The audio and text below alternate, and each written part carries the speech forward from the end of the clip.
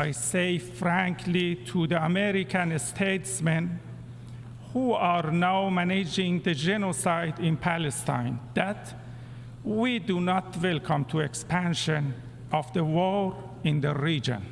But I warn, if the genocide in Gaza continues, they will not be spared from this fire. A warning from Iran's foreign minister, a stark warning to the United States while speaking at the United Nations yesterday after the U.S. issued him a visa to do so. Meanwhile, North Korea accused the United States of being an accomplice to, quote, Israel's genocide in Gaza, the U.S. striking 2 facilities in eastern Syria overnight. These facilities have been used by Iranian-backed soldiers, this after 19 attacks against American troops in the Middle East. A senior defense official telling Fox the U.S. is not evacuating any of its troops from the Middle East. Joining me right now is Kansas Senator Roger Marshall, a member of the Homeland Security Committee. Senator, it's so good to see you this morning. I want to talk a lot about the legislation you're introducing and really get your assessment on all of this in terms of the impact on the homeland. What do you make of the Iranian minister warning the United States? Wow, that's the first time I've seen that, Maria. You know, I think about President Reagan, President Eisenhower giving us peace through strength. Joe Biden has given us war through weakness. Joe Biden thought he could tame this tiger, Iran, by petting it. What we're seeing now is everybody acting out.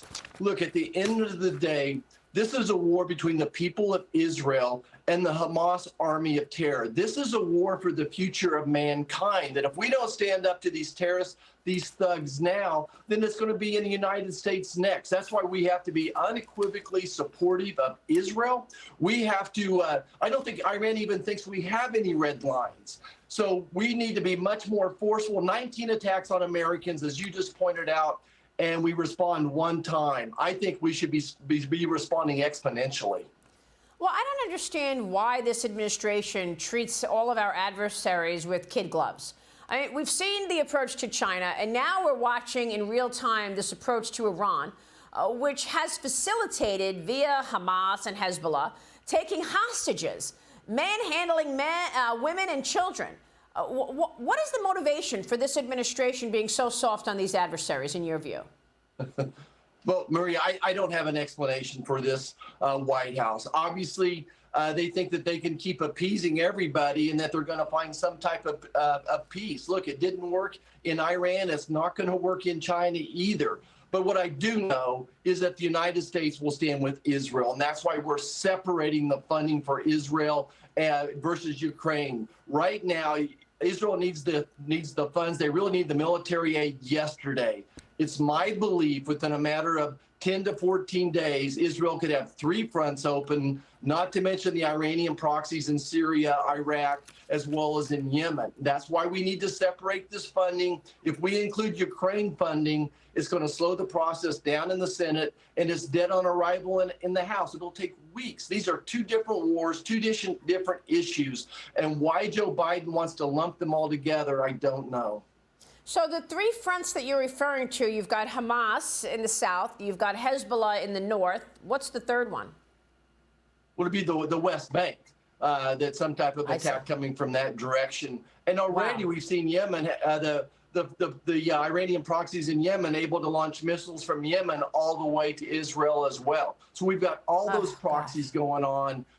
Again, this is a battle for the future of mankind. That we need to stand up to these terrorists right now. We need to stand up to the head of the snake, which is Iran. We need maximum sanctions on them. We need eye for eye. We need tooth for tooth.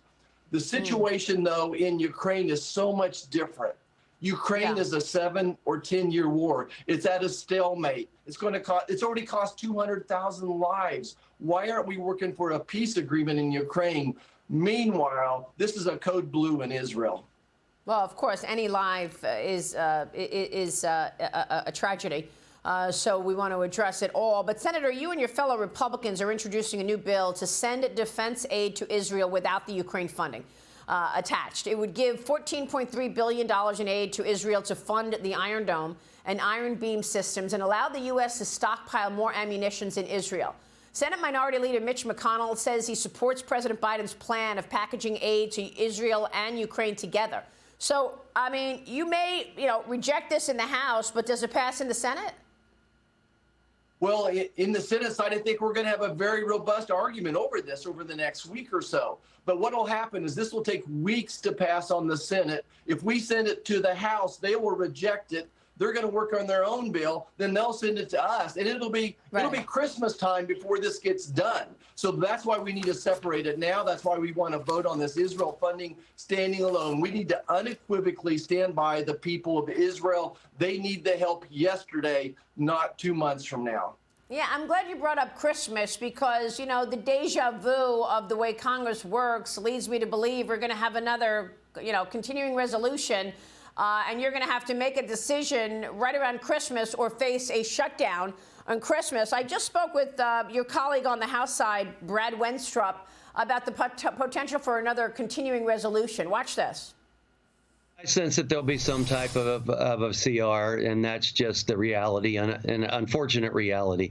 There's a lot of things going on, and unfortunately, we had the problems with the speakership, and that's put us behind the 8 ball a little bit as well.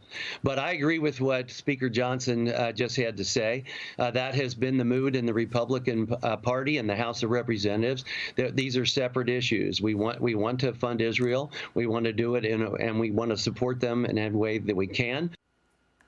So, Senator, what about this? We understand that the new Speaker, Mike Johnson, told colleagues that another CR is going to be necessary, and he favors one that runs until January 15th or April 15th. Your thoughts on where this is going?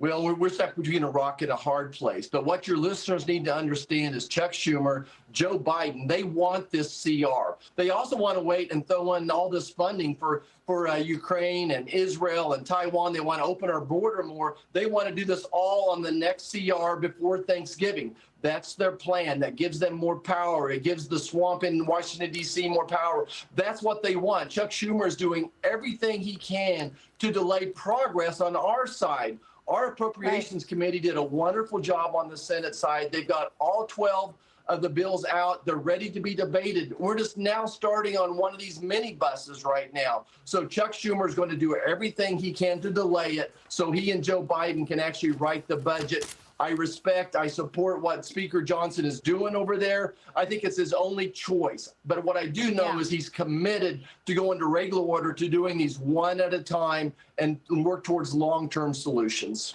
Yeah, and thanks for your work on the border as well, Senator. You've done so much. I know you've got another bill trying to target these terrorists that are coming through the country. We're watching that, and certainly we'll keep it on the front burner here and a spotlight on it. Senator, it's good to see you this morning. Thank you, sir.